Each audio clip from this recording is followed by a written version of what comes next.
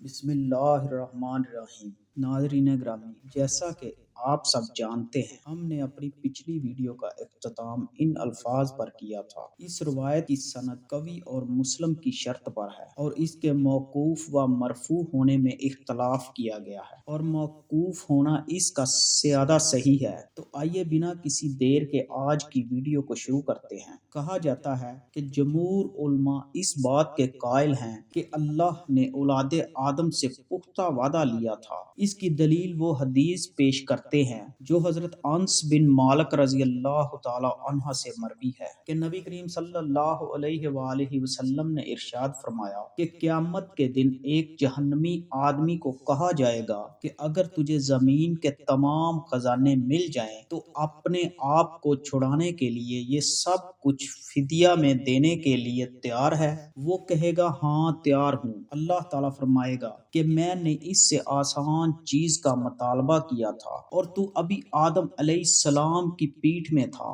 کہ میں نے تجھ سے وعدہ لیا تھا کہ میرے ساتھ کسی کو شریک نہ بنانا، اور تو نے اس کے خلاف کیا اور میرے ساتھ شرک کیا۔ حضرت ابی بن کعب رضی اللہ تعالی عنہ سے روایت ہے، اور اس کے بعد والی آیت کے متعلق انہوں نے فرمایا کہ اللہ تعالیٰ نے قیامت تک پیدا ہونے والوں کو جمع فرمایا، ان کو پیدا کر کے ان کی شکلیں بنائی، ان سے کہا کہ بولو تو وہ بولنے لگے، تو ان سے یہ عہد و پیمان لیا اور ان کو ہی ان پر گواہ بنایا اور کہا کیا میں تمہارا رب نہیں ہوں؟ انہوں نے جواب میں عرض کیا کہ کیوں، تو ہی ہمارا رب ہے۔ پھر اللہ تعالیٰ نے ارشاد فرمایا کہ میں تم پر ساتوں آسمانوں اور ساتوں زمینوں کو گواہ بناتا ہوں، اور تمہارے باپ آدم کو بھی تم پر گواہ بناتا ہوں، تاکہ تم کل قیامت کے دن یہ نہ کہہ دو کہ ہمیں تو اس کا علم نہیں تھا۔ خوب اچھی طرح جان لو میرے سوا کوئی معبود نہیں،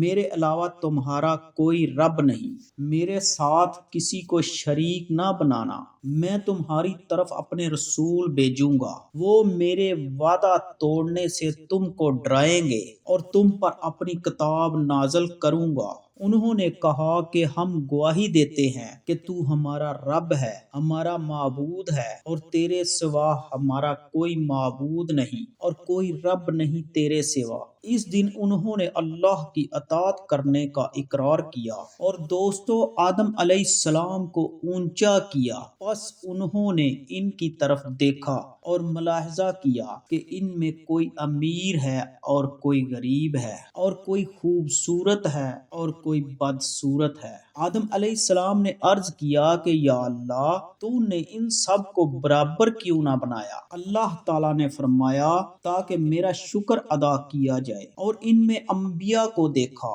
ان پر سورج کی طرح روشنی چمک رہی تھی، ان سے رسالت و نبوت کا خصوصی وعدہ لیا، اور اسی کے متعلق اللہ تعالیٰ نے اپنی کلام پاک میں فرمایا اور جب ہم نے پیغمبروں سے عہد لیا اور تم سے نوح سے اور ابراہیم سے اور موسیٰ اور مریم کے بیٹے عیسیٰ سے، اور عہد بھی ان سے پکا لیا۔ اور ناظرین، اللہ فرماتا ہے کہ تو تم ایک طرف کے ہو کر دین خدا کے راستے پر سیدھا منہ کیے چلے جاؤ، اور خدا کی فطرت کو جس پر ان کے لوگوں کو پیدا کیا ہے اختیار کیے رہو۔ خدا کی بنائی ہوئی فطرت میں تغیر و تبدل نہیں ہو سکتا، یہی سیدھا دین ہے، لیکن اکثر لوگ نہیں جانتے۔ اور اسی کے متعلق اللہ تعالیٰ نے فرمایا یہ محمد بھی اگلے ڈر سنانے والوں میں سے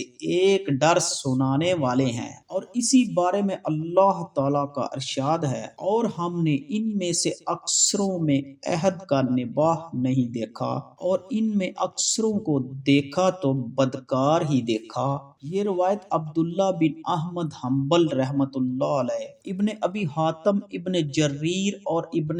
مردویہ نے اپنی تفاسیر میں ذکر کیا۔ مجاہد، اکرمہ، سعید بن جبیر، حسن بصری، قتادہ، سدی، دیگر علماء علماء سلف رحمۃ اللہ علیہ اجمعین سے ان احادیث کے موافق آثار منقول ہیں، اور یہ بات پہلے گزر چکی ہے کہ جب اللہ تعالیٰ نے فرشتوں کو آدم علیہ السلام کو سجدہ کرنے کا حکم دیا تو سب نے اللہ کے حکم کی تعمیل کی، مگر صرف ابلیس نے حسد اور دشمنی کی بنا پر سجدہ کرنے سے انکار کر دیا تھا۔ اللہ نے اس کو دھتکار دیا اور اپنے دربار سے ذلیل و خوار کر کے شیطان مردود کی حیثیت سے اس کو زمین پر اتار دیا۔ حضرت ابو ہریرہ رضی اللہ تعالی عنہ سے مروی ہے کہ جناب نبی کریم صلی اللہ علیہ وآلہ وسلم نے فرمایا کہ جب ابن آدم سجدے کی آیت پڑھ کر سجدہ کرتا ہے تو شیطان الگ ہو کر رونے لگ جاتا ہے اور کہتا ہے ہائے افسوس کہ ابن آدم کو سجدے کا حکم ہوا، بس اس نے سجدہ کیا